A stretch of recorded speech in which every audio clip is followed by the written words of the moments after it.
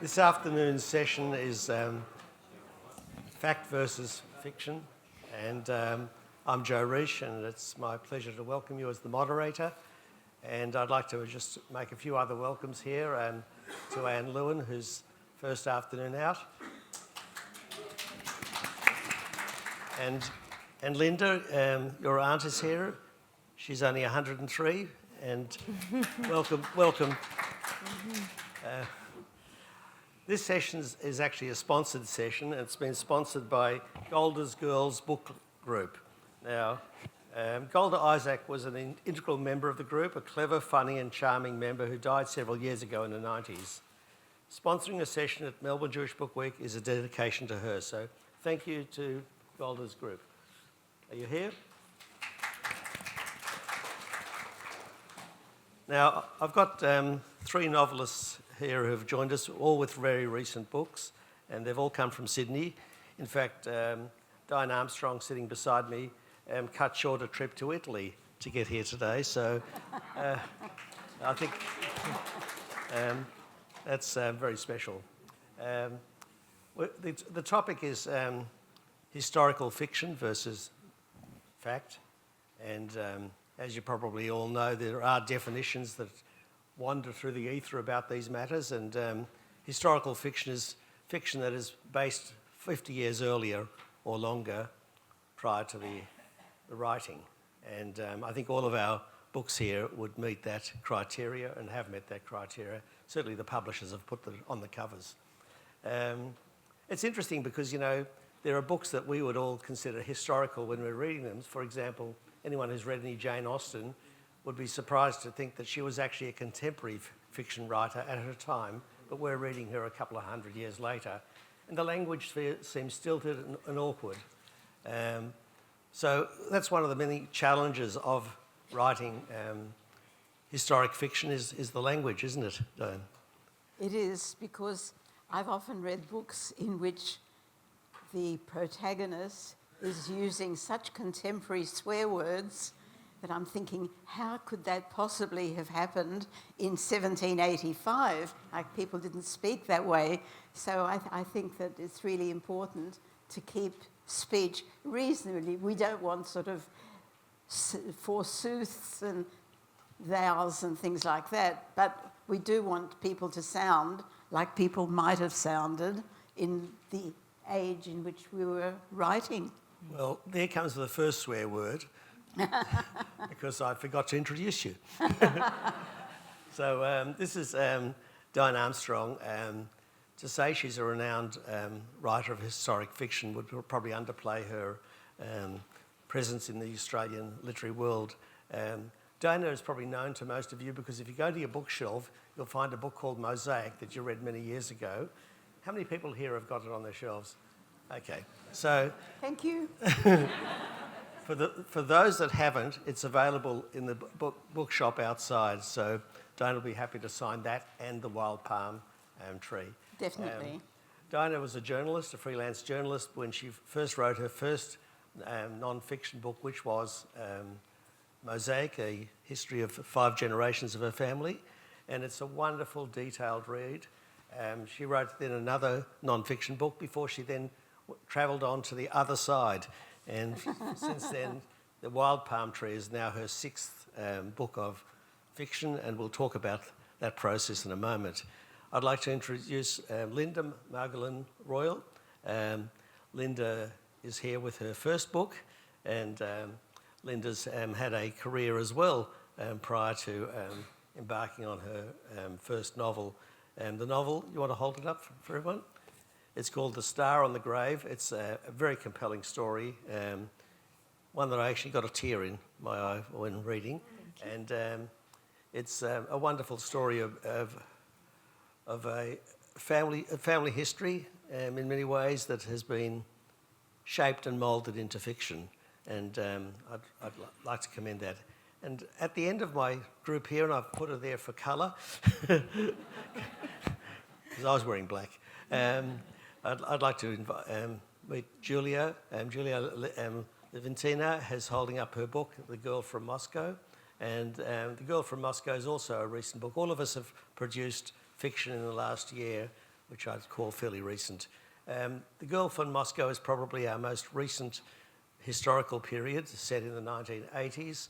And Julia amazingly came to Australia with 2 young children, no language. Oh, I spoke English. Oh, come on. I'm playing... sorry, let me play it up. I mean... 2 children and $200 is absolutely true. Okay, 200... But I spoke Okay, English. but you know, $200 in those days could buy you a mansion in Sydney. What? And Linda is involved in theatre, and in fact that comes out in the very first stages of her book because it's set in the theatre world of Moscow. And she's been involved in theatre, and this is her first novel. She's written short stories. The manuscript for this novel was a finalist in a few New Fiction Awards, so well done, well done. And she wrote it in English. That was my point of segueing into the fact that she came here speaking Russian.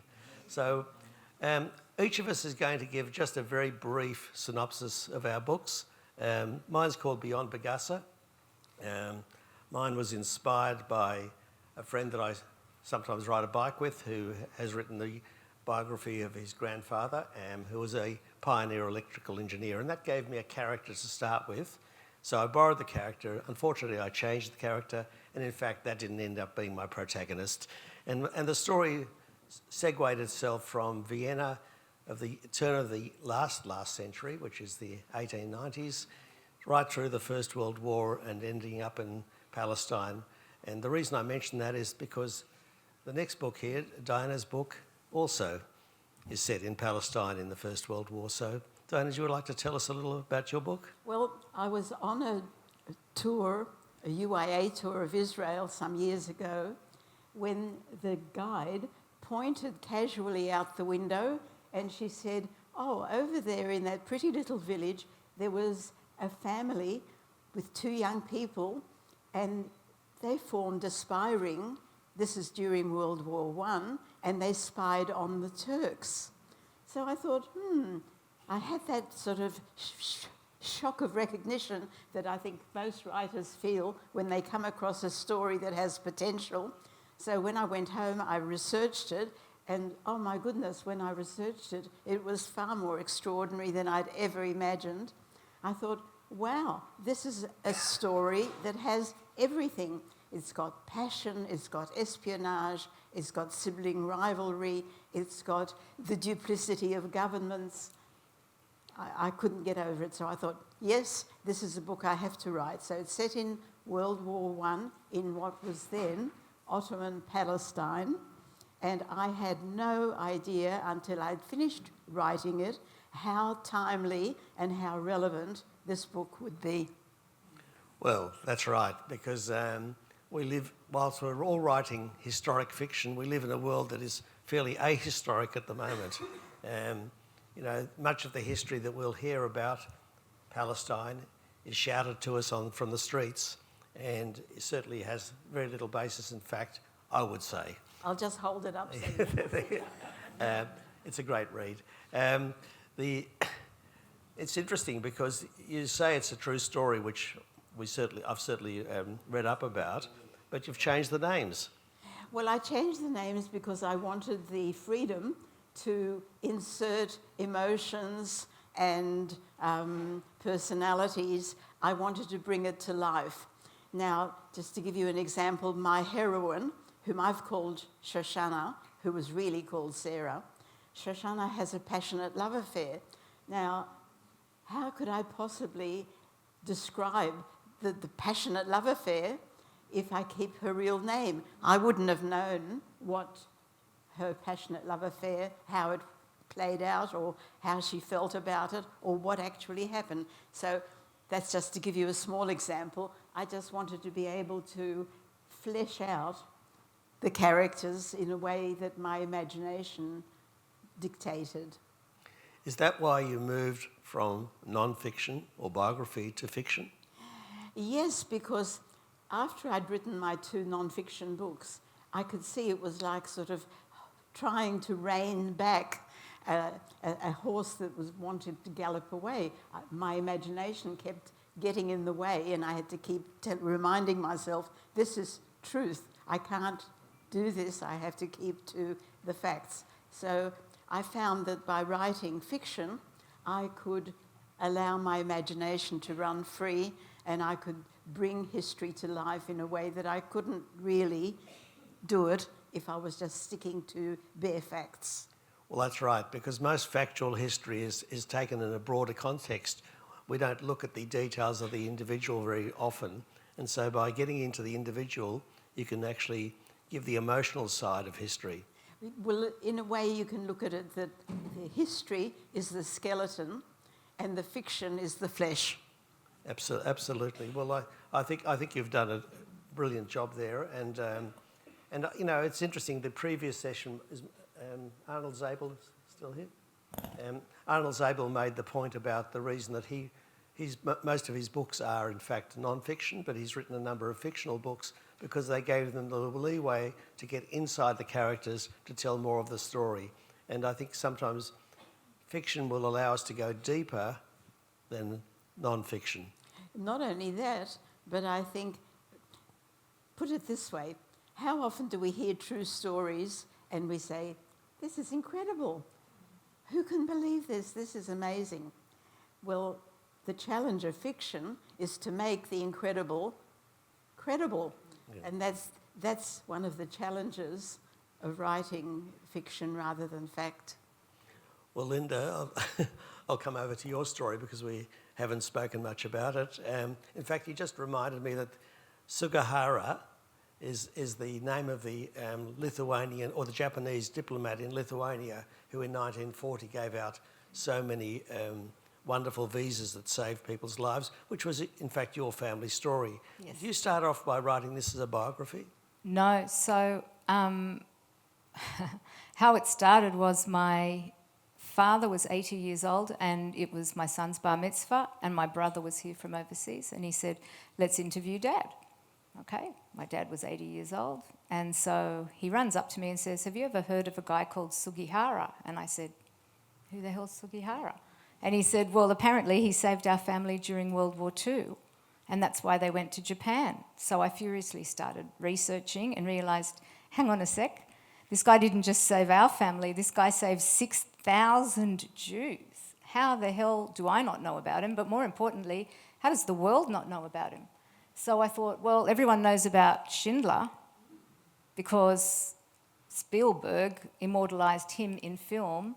Tom Keneally wrote the fantastic novel, but it was 10 years later that it came to be on the screen. So I started writing a screenplay because my background is advertising, copywriting, and I was used to that medium, writing TV commercials and whatever. So I thought, I've written a 1-minute TV commercial, I can write a 90-minute film. Yeah, right.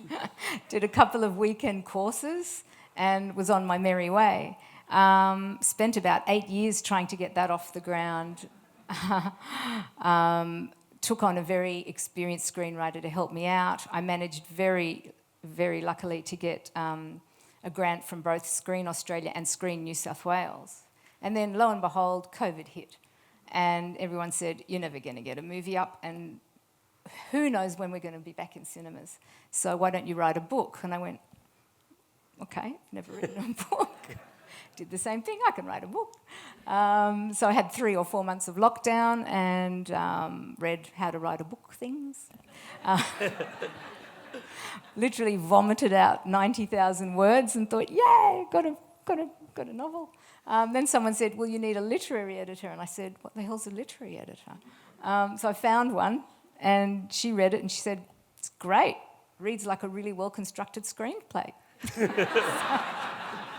let's do just a little bit of work so it's actually able to be, so we can start approaching publishers. So I worked with her for 6 months and she taught me, you're showing and not telling, you've got to tell. And I said, well, I'm used to, relying on a cameraman and production qualities and everyone, seeing the expressions on the faces and seeing what's happening. And she said, no, you've got to get inside each character and you've got to go, Rachel is now thinking blah, blah, blah, and oh, this is what's going on inside her head. And so I thought, oh, okay. Anyway, I got there, and I got rejection after rejection after rejection, and finally my wonderful publisher, Affirm Press, went, this is really interesting. We're going to take you on. So that's what happened. The actual story is, for me, I mean, I'm alive because of this man. My children are alive because of this man. And people have said to me, how could you have just carried on for 10 years writing with nobody paying you, nobody commissioning you to do it? And I said, the answer is passion. I wouldn't be alive without him. So Sugihara was very important to you in this book, and it's very important in the book, of course. You could have called it, Looking for Alibrandi. It could have been called Looking for Sugihara.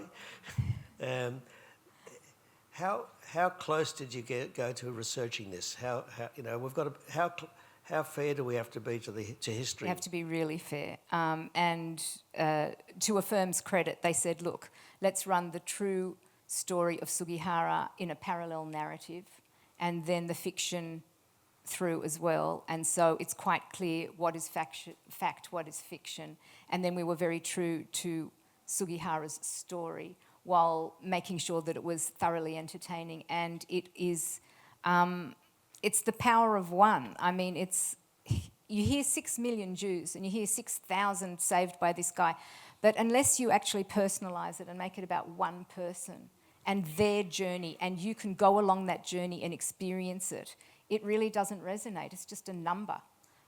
For me, I was extremely fortunate because I managed to find out that Sugihara has one surviving son, Nabuki, who's in his 70s, and he was my source in terms of research. Whatever I read on the internet or whatever I read in books, I ran it past him for accuracy, and then I was sure that it was completely accurate. It felt very accurate, even the way he lived in Moscow. Yeah. Yeah. And talking about Moscow, we have a book that was not 8 years in generation, but only 10 years. Is that right? Yeah, about 10 years. I came to Australia in 1991. So in 1983, when my debut novel is set, I was living in Moscow. I was born in Moscow, and I was living in Moscow. And so the story, which is my publisher's called historical fiction, which in my head, political thriller, it starts in Moscow under Yuri Andropov in 1983. And Yuri Andropov was a chief of KGB before he became a general secretary of the Communist Party. So he was very much predecessor of Putin. And when I started writing, of course, I didn't know what's going to happen. And that Russia would again be submerged in injustice and war and whatever is happening there now. But what I did know and what I wanted to say, I wanted to tell the truth about how Soviet Jews lived in 1980s in Russia, in Moscow, because I was there. So everything which is a country, the town, the people, how they think, what they wear, what they eat is true because it's written from my own experience living there. But the story is fictional, so I'm a girl from Moscow, but I'm not the girl from Moscow. But a reason it took almost 10 years to write, because I'm a theater designer by profession, and I came to Australia as a professional migrant under Hawke and Keating Clever Australia policy. So I worked as a teaching set and costume design, and I was raising my family and doing my master's in design and so on, and writing. So it did take all this time, but I told the story. I wanted to tell a story about this time, about how we were there and how it was to be there. And I think it's really, really timely, because we see the horrors of what's happening, and we have to understand why people are silent, why they're scared, why the generations of slaves, unfortunately, living in Russia now after all these years, after 100 years, after the Great October Socialist Revolution, when the generation after generation after generation of free thinkers were sent in gulags. So that's why I wrote it. So it's a fiction, but it's a true story too. You know, you call it a fiction, but we just heard Linda talk about Sugihara in her book being non-fictionalised as it ran through the story. Your grandmother, Olga, how fictionalised is she? That's true. There's about 10 chapters in this book. It's this sort of looking back to my grandmother's story, because I found that whatever time we are living in, we still are turned into the past and the stories of our families, all of us. And for me, the story of my grandmother and her survival in Russia during the Soviet times, because part of the family left in 1920s after the revolution, but part of the family stayed, and my grandmother stayed. So I always thought, like, I have to become this grandmother who takes the family out of there, and I did. I managed. But her story lived with me, and it's interesting because we were talking to Linda about her grandmother, how our mothers, our grandmothers, our previous generation, how they influenced our life, and their stories are alive with us while we tell them. So I wanted to tell her story. There is a lot of true, but also it's a fiction. Well, I think characterizations and settings and much of what we put into fiction has to have some truth in it, otherwise it doesn't read as truth. And so I think, Linda, you've done the same thing. You've thrown a grandmother in who would probably be wearing Julia's top. Is that right? A little redder. I'd have to confirm with my auntie, who knew her very well. But Elka. yes, she was dynamic. She was a character. I'm told she danced on tables, drank vodka. I wrote it all in there, and that's the way I remember her. But I also wanted to really highlight generational trauma and the trauma that is concealed by that generation, that they just carried on. I never saw her cry. I only saw laughter and love. She lived for her grandchildren, and unfortunately that trauma is now being reignited in the wake of October 7, and a lot of the stuff I wrote in here, when I finished, my book went to print the week October 7 happened, and I went, oh boy. But the publisher said, don't worry, it's a couple of months until it's actually going to hit the bookstores. But what I thought was, wow, people are actually going to think I wrote this and got it printed and published between October 7 and January 30th when it hit bookshelves, because it's chillingly relevant, the stuff I'm talking about. You know, my grandmother and my father telling the character Rachel, which is a version of me, you can't trust your neighbours. You can't trust anyone. Every non-Jew will turn against you. Everyone has the capacity.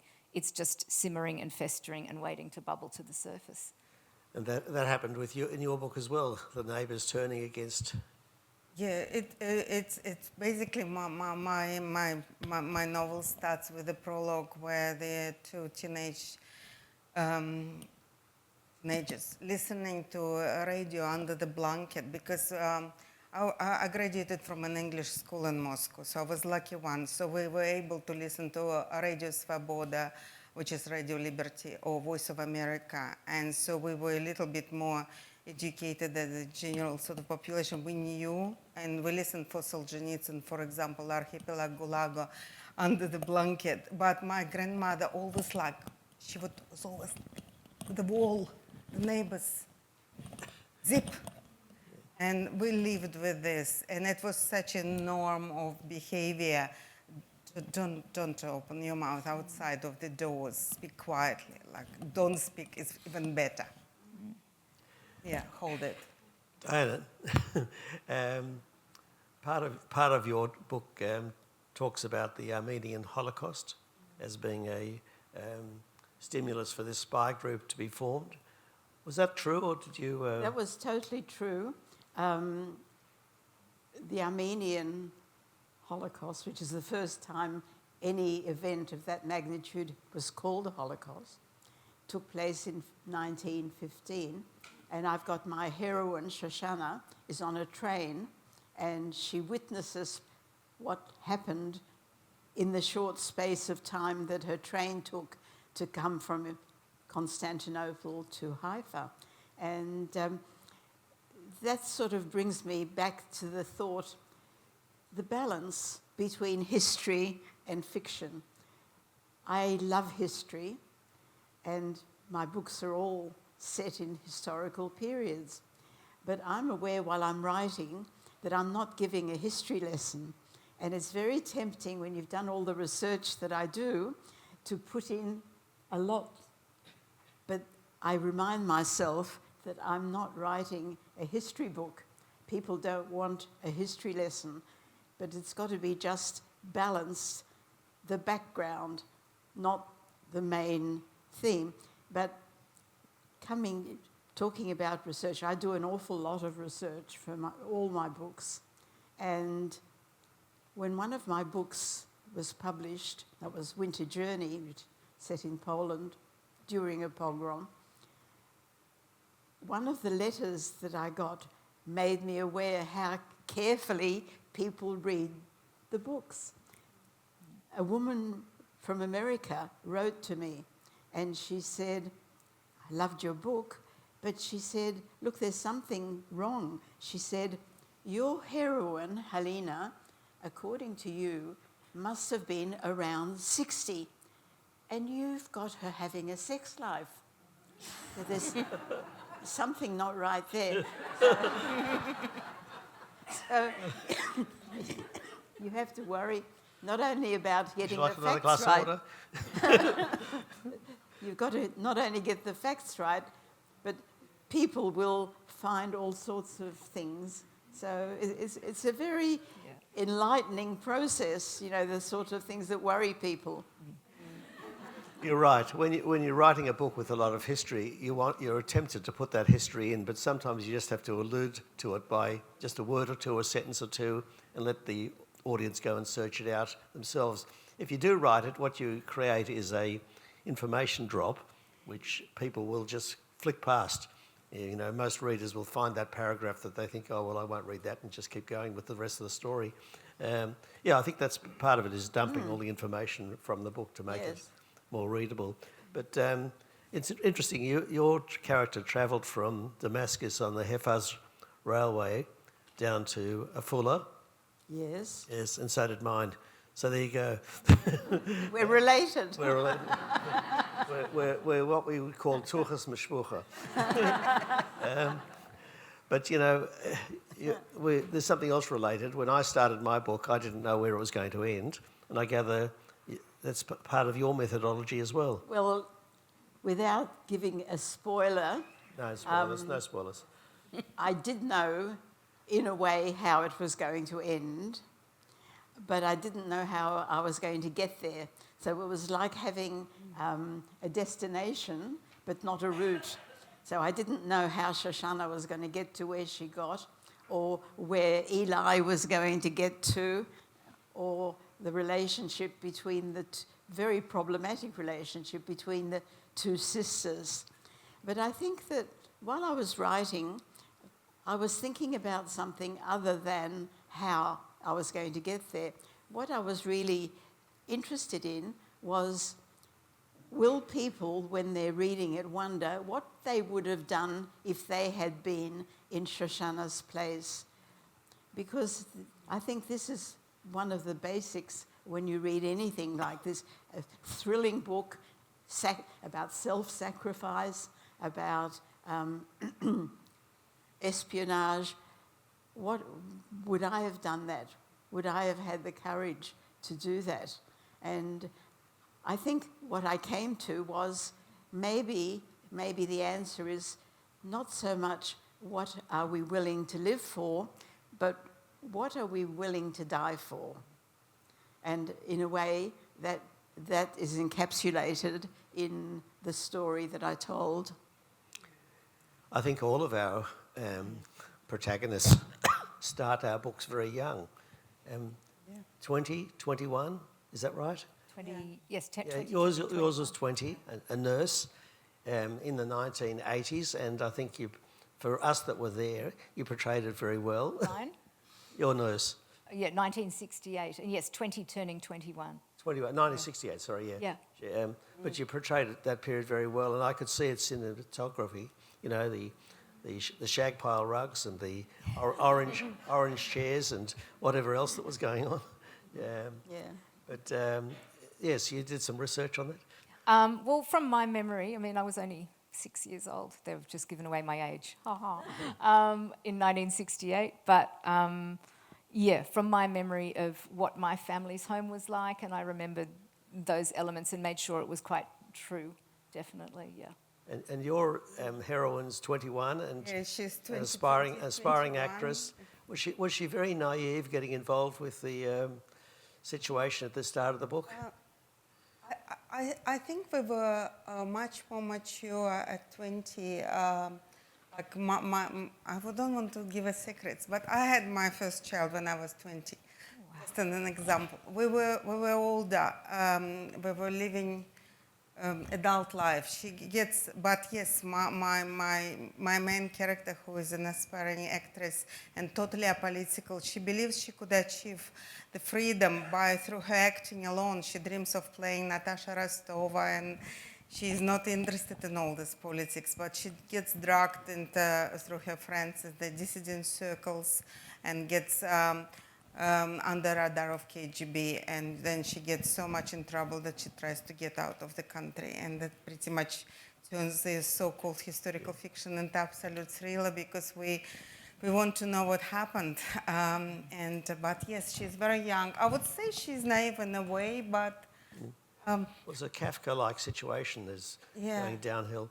But also terrorist type of society. I think we're being told that it's time for questions. Is that right? Is there anyone who'd like to ask? Oh, Larry, in the microphone's coming towards you. I'd like to ask Diane.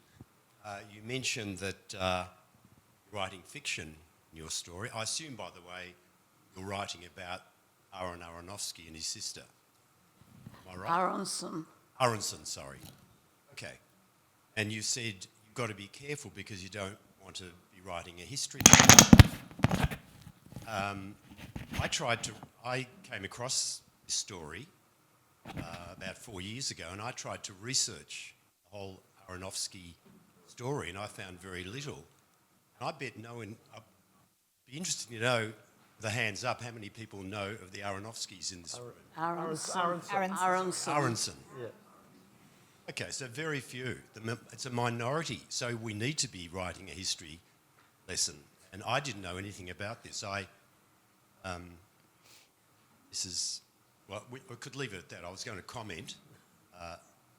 Want me to comment or? I'm sorry, but what was the question? Well, the question is, we need a history lesson rather than fiction here.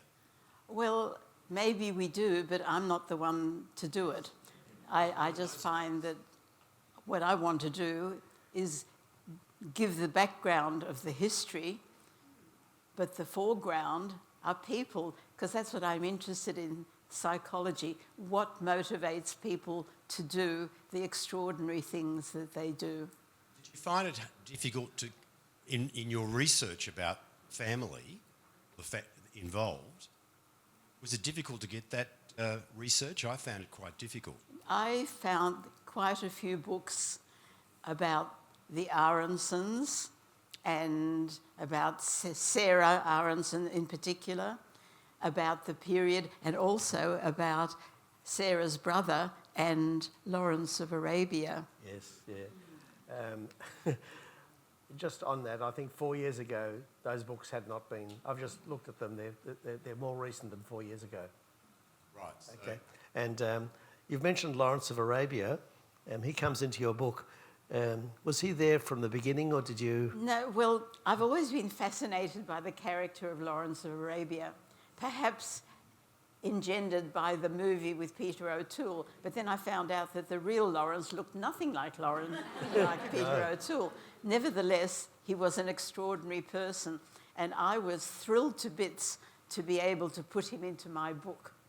But as I was researching Lawrence, and Lawrence actually did touch base a little bit with both Sarah, but more with Sarah's brother, who was an extraordinary person too.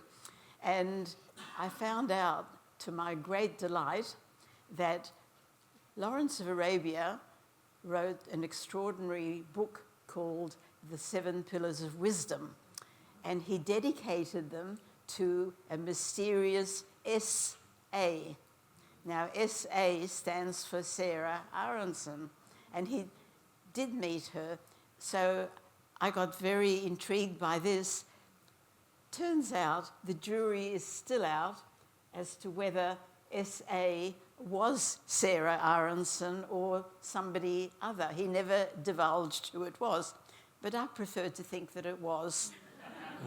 So for those of you who prefer fact to fiction, read the fiction, and that'll lead you, like Larry, to search for the fact. Yes. Question over. Yeah, I haven't got a question. I sort of talk about, we often hear about 6 degrees of connection, etc. I'm here with my 103-year-old mother, and we're here because of Linda, because Linda's grandmother was my father's first cousin, Elka Sput.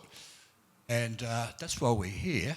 But unbeknown to me, when we arrived here today, we didn't know that Diane was going to be here, because Diane was on the same ship as my mother in 1948, coming to Australia. Oh, you're kidding. It's not a question, it's a statement. Thank you for that statement. They say there are 6 degrees of separation, but I believe that it's not even as much as 6. And I'm delighted to meet you again. You wrote a book some time ago, and I believe my parents were in it. In the book. That's extraordinary. It was what? In the book you wrote about the ship. Yes, Yeah, well, my parents were in that book. it's wonderful. Thank you for that. Thank you. There's up the back there. Up the back. That's amazing. One last question.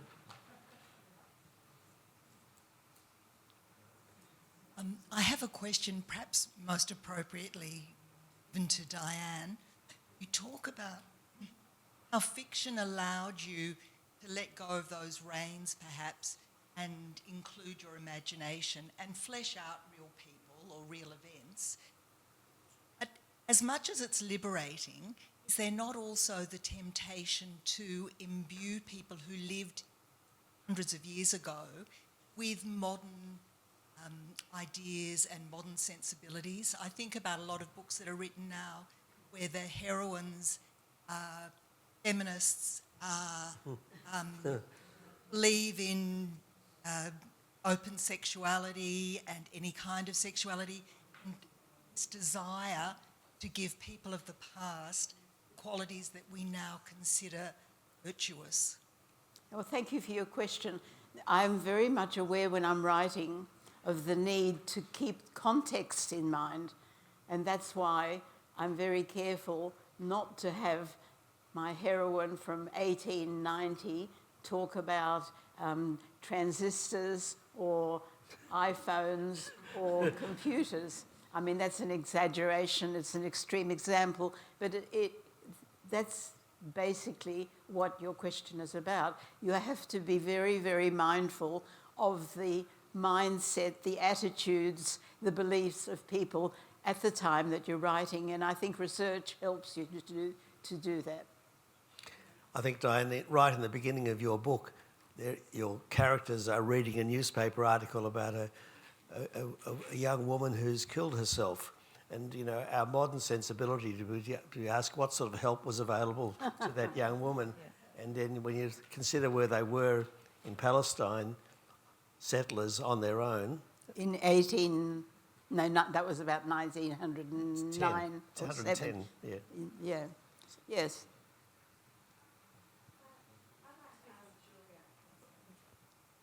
I'd like to ask Julia a question. If you wanted to write a story, let's say, about family, and you wanted to... If you wanted to write a story about family and you know that they were in Russia during the war, where would you go to try and find out information? Oh, there's so many places. I'm talking about Moscow, and I'm talking about Siberia, Urino in Siberia. I have to say that researching Russia would be good to know the language. Because I had this chance when I was doing my research, and when I'm doing research in the book I'm currently writing, which is set between Russia in 1928 and Broken Hill in 1928. It's like a family saga when the sister stays back and the brother immigrates to Australia. So I find researching Russia, for me it's easier because I could use language to go, but there is newspapers, there's Trove, which is fantastic source online. There is libraries, state libraries, there's National Archives. But with Russian sources it's difficult because a lot of sources were sort of arrested, like people are, and there is a lot of lies and a lot of untruths. You have to dig deeper. But the information is there, and I think reading even the novels of people written who lived at this time, they're describing their experiences, will give a taste or an understanding of what was actually happening on the ground. They weren't from Russia. They were from Poland, and they escaped to Russia. Yes, that's what Linda is writing now for her second novel. But yeah, it is language, and there are sources. If you start reading, they're just coming one after another. Archives, newspapers, yeah. People. Like, for example, with my Broken Hill, I found descendants of people, of Jews of Broken Hill. If there is any descendants here, I would love to talk to you because, because that's where my research at the moment lies. But Linda is writing about it. I have read The Wild Date Palm, and I wanted to actually follow on from the question that was asked at the rear about taking the sensibilities of modern times to the past. And in the way you've presented the heroine, all of the men really very quickly acknowledge Sarah Shoshana as the leader. One of the things that struck me about thinking back in those times, early 20th century. Even these times. Exactly. Was that your putting that kind of response of the male characters to the heroine? Or is that something that you truly researched? I researched, yes, thank you for that question. I did research that, and that was true. She had a very strong character, and she was a woman who was looking for a mission in life, and she found it, and she communicated that to everyone. We'll make the question short now because we're running out of time. This is to three of you. I'm just interested how much time you spent doing research before you started writing your book. More time than writing, in my case. 3 years. Yep, shall I? Well, I was working on mine, like Julia, for about 10 years. It's sort of, you do research, then you write a bit, then you realise you need to research more on a certain topic, so you go to but the research is vital because, especially if you're writing fiction, you need to make sure, for instance, with my protagonist, she's going, it starts in Australia. I had to be very true to 1968 Sydney, then it transitions to Japan, 1968. So then I had to stop and think, wow, I mean everything I'm writing. What did the restaurants look like? What did the street look like? What was the attire of the people on the streets? What did the landscape look like? Hotels. What did they eat? Everything. And then ends up in Moscow, 1968, at which time I should have been in contact with. So I had to research by interviewing refuseniks who were living in Sydney in their 70s to ask them, if you land in an airport in 1968, what does the airport hangar look like? Was there a turnstile for how did the plane, was there a hangar for the plane, or did you have to walk off the tarmac? How did you get physically from Moscow into the centre of the city? Did you take a train? Did you take a bus? Were there taxis? So every step of the way, you're deferring back to, oh God, I've got to now look this up. So a lot of research. It's very true, like with what I'm writing now, which is called Beyond the Pale, and it's beyond the pale of settlement. The research happens like I have finished first draft, and now I know exactly what I researched before, but I didn't know what to research. I knew that it's a Broken Hill. I knew that it's a Moscow in 1928, but I didn't know the exact things. Now, when the first draft is finished, I'm going back to my research, and I know exactly things I have to know, what my character who goes in the pub in Broken Hill and orders a drink, I want to know what he's drinking. It's not just a beer, but what beer? You know, like, and then research becomes more concrete, so it goes from writing to research to writing. Yes. to Julia, you've got a first draft already?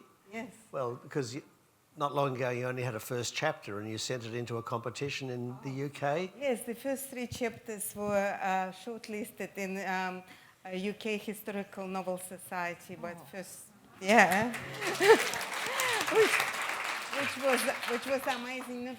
I had more. It was just the competition was the first chapter's competition, but now I finished the first draft. I think there's one more question, and it'll be the last one. Thank you very much. For Julia and Linda, you said you're now writing your second book, and it's also historical fiction. I wonder what you've learnt from your first one that you're translating into your second one, or if you understand the question. For me, because it was, and probably for Julia as well, it's a real learning curve writing a novel. But it's quite formulaic, so it's actually good for us to say to you as an audience, if there's any budding writers out there, don't be afraid, because everyone thinks, oh, how on earth can I write a novel? You just write. You write and you write and you write, and you have to conform to certain guidelines and formulas, and you know there's a beginning, a middle, and an end. But with the second one, you kind of know what you're doing. Like, you know the lay of the land, and you have an intuition, I think, that I think people ask me what my process is. I still don't know what it is. I sit down and write and then eat chocolate. And then have some Baileys. So there's you have an intuition already built in now that there's been too much dialogue, so I need to put something to express what's going on around them. And then, oh, that's too long, it needs to be shorter. So yes, it's definitely a quicker process. I've just completed my first draft and submitted it to the publisher, and it took me probably 4 months from woe to go rather than I'm talking the actual writing, not the research and the whole process, rather than 2 years of solid writing. Diana, do you have a book on the go? No, I don't, but there's just something that I'm envious of Linda saying, that she now has an idea of how to go about it. Don't quote me on that. Because it hasn't been accepted by the publisher yet. I've now written 8 books. This is my 8th. And every week I have a friend that I walk with, and she's like my sounding board. And when I started writing this, I said, look, I don't know where I'm going with this. I don't know what to do. And I moaned on. And she stopped walking and she looked at me and she said, Diane, you have said that with every single book you've written. So for me, it doesn't get any easier. Yeah. I think we've got the wind-up signal. But before we thank, I think, the marvellous panel today, I'd like to, before we do that, I'd like to remind you that they will go round to the Book Hub, and their books are available there, including Mosaic, and they'll be very happy to sign their books, and I think you'll enjoy reading them. Thank you very much. Thank you.